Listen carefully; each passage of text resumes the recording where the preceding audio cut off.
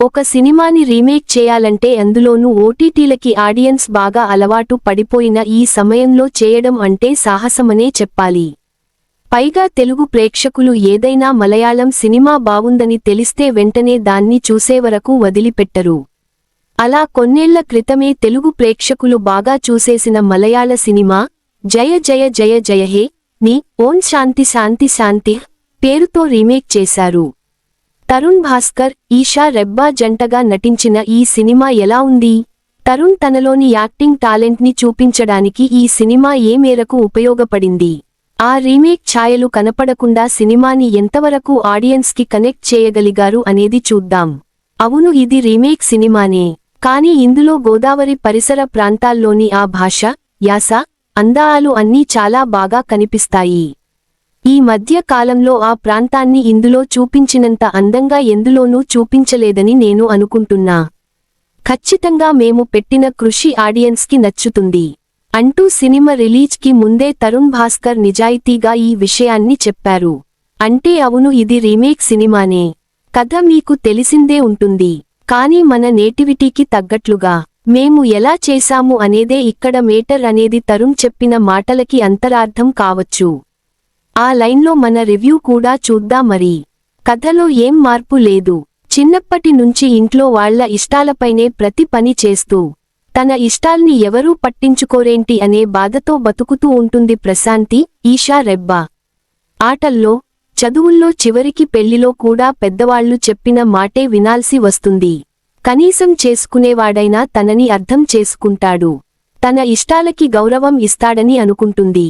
కాని తను చేసుకున్న ఓంకార్ నాయుడు, తరుణ్ భాస్కర్ పెద్ద కోపిష్టి, ముక్కు మీద కోపం ఉన్న మనిషి, మగాడు అనే అహంకారంతో బతుకుతున్న వ్యక్తి అని కొద్ది రోజుల్లోనే తెలుసుకుంటుంది. పైగా చిన్న చిన్న వాటికి తన మీద చేయి చేసుకునే సరికి ప్రశాంతి తట్టుకోలేకపోతుంది. ఆ బాధని, కోపాన్ని తన లోపలే దాచుకొని తన భర్తకి అతని దారిలోనే బుద్ధి చెప్తుంది. ఇక తర్వాత ఏం జరిగింది, ఇద్దరి సంసారం ఏమైంది, ఏంటి అనేది ఒరిజినల్ చూసిన వారికి ఎలాగో తెలుసు. చూడకపోతే కనుక తెరపై చూసి తెలుసుకోవాల్సిందే. తరుణ్ ఆకలి తీరినట్లే పెళ్లి చూపులు లాంటి సినిమాతో బ్లాక్ బస్టర్ కొట్టి ఇండస్ట్రీలో తనకంటూ ఓ మార్క్ క్రియేట్ చేసుకున్న డైరెక్టర్ తరుణ్ భాస్కర్. ఈ విషయానికి అందరికీ తెలిసిందే. పైగా ఆయన సినిమాల కోసం ఒక సెపరేట్ ఆడియన్స్ కూడా ఎప్పుడూ ఎదురుచూస్తూ ఉంటారు. అలాంటి కుర్ర డైరెక్టర్ ఇలా యాక్టింగ్లు అంటూ తనలోని డైరెక్టర్ని ఎందుకు తొక్కేసుకుంటున్నాడబ్బా అనేది చాలా మందిలో ఉన్న ప్రశ్న. అయితే ఆ ప్రశ్నలకి నోటితో ఇప్పటివరకు చాలానే సార్లు తరుణ్ సమాధానమిచ్చాడు. అయితే ఈసారి మాత్రం నటనతో సమాధానమిచ్చాడు. అవును, ఒక హిట్ సినిమాలోని పాత్ర చేయాలంటే, పైగా అందులో ఒక రిజిస్టర్ అయిన నటుడు చేసిన అదే పాత్ర మళ్లీ చేయాలంటే గట్స్ ఉండాలి. జయ జయ జయ హే సినిమాలో బాసిల్ జోసెఫ్ చేసిన పాత్రని ఇందులో ఓంకార్ నాయుడుగా తరుణ్ చేశారు. బాసిల్ అందులో పండించిన కామెడీకి ఇందులో తరుణ్ చేసిన ఎంటర్టైన్మెంట్ ఎక్కడా కంపేర్ చేయకుండా ఆడియన్స్ నవ్వుకునేలా చేయడంలో తరుణ్ సక్సెస్ అయ్యారు. ముఖ్యంగా కామెడీ సీన్లలో, కాస్త నెగటివ్ షేడ్ ఉన్న సీన్లలో తరుణ్ నటన చాలా బావుంది. ఆయన నటుడిగా ఇప్పటివరకు చేసిన సినిమాల్లో ఖచ్చితంగా ఇది అయితే మార్క్ చూపించింది. అలానే గోదారి యాసని కూడా తరుణ్ బాగా వంట పట్టించుకున్నారు. ఇక ప్రశాంతి పాత్రలో ఈషా రెబ్బా కూడా చాలా రోజుల తర్వాత మంచి నటన కనబరిచారు. నిజానికి ఈషాకి సరైన పాత్రలు దొరికిన సందర్భాలు చాలా తక్కువ. తనలోని నటనని బయటపెట్టే పాత్ర దొరకడంతో ఈషా కూడా అది స్క్రీన్ మీద చూపించారు. ముఖ్యంగా యాక్షన్ సీన్లలో ఈషా అదగొట్టారు. అలానే ఫస్టాఫ్ మొత్తం పెర్ఫార్మెన్స్ చాలా సెటిల్గా ఉన్న ఇంటర్వెల్ నుంచి మాత్రం ఈషానే సినిమాని నడిపించారు.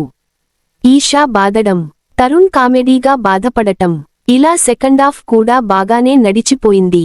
ఇక క్లైమాక్స్లో బ్రహ్మానందం ఎంట్రీతో సినిమాకి నీటిగా శుభం కార్డు వేశారు. ఒరిజినల్ వెర్షన్లోని కథని ఏమాత్రం మార్చకపోయినా కూడా తెలుగు ప్రేక్షకులకి తగ్గట్లుగా ముఖ్యంగా గోదారి యాస, భాష, వెటకారాలతో సినిమాని బాగానే ఫ్రెష్గా చూపించారు. ఆ ఒరిజినల్ ఛాయలు అక్కడక్కడా కనిపించిన తరుణ్, ఈషా యాక్టింగ్ కారణంగా చూస్తున్న ప్రేక్షకుడు అది మర్చిపోయి దీనికి కనెక్ట్ కాగలిగాడు. కానీ ఇది రీమేక్ కాకుండా ఫ్రెష్ సబ్జెక్ట్ అయి ఉంటే మాత్రం ఖచ్చితంగా తరుణ్, ఈషా హిట్ కొట్టినట్లే అనే మాట ఆడియన్స్ నోట వినిపించేది. అయినా కానీ తమ పాత్రలకి పూర్తి న్యాయం చేశారు. ఇక సినిమాలో మొదటి నుంచి చివరి వరకు కనిపించిన ప్రతిసారి హీరో మామ పాత్రలో బ్రహ్మాజీ బాగా నవ్వించారు. చాన్నాళ్ల తర్వాత బ్రహ్మాజీకి ఇలా మంచి కామెడీ ట్రాక్ పడింది. ఇక హీరోయిన్ మావయ్యగా చేసిన వ్యక్తి కూడా అక్కడక్కడా బాగానే నవ్వించారు. మిగిలినవారంతా తమ పాత్రలకి ఎక్కడా అన్యాయం చేయలేదు. ఇది రీమేక్ కాదనే భావన కలగడానికి మ్యూజిక్ కూడా ఒక కారణం. Back ground score fresh feel ఇచ్చింది. అయితే ఒరిజినల్ చూసినవాళ్లకి కథ తెలియడంతో ఆ ఎక్సైట్మెంట్ అంతా ఉండదు. కానీ కొత్తగా చూసేవారికి మాత్రం నచ్చుతుంది. సమరంతో సాధించలేనిది సరసంతో సాధించాలి. నేను అనవసరం అనుకున్న మనుషుల మధ్య నా అవసరం ఇక లేదు. ఒక భర్త దగ్గరి నుంచి భార్య కోరుకునేది స్వేచ్ఛ, స్వతంత్రం, సమానత్వం. ఇలాంటి కొన్ని డైలాగులు కథకి తగ్గట్లుగా బాగా రాసుకున్నారు. ఓవరాల్గా రీమేక్ అయినా కూడా తరుణ్, ఈషా నటనతో సినిమాని పాస్ చేయించారు.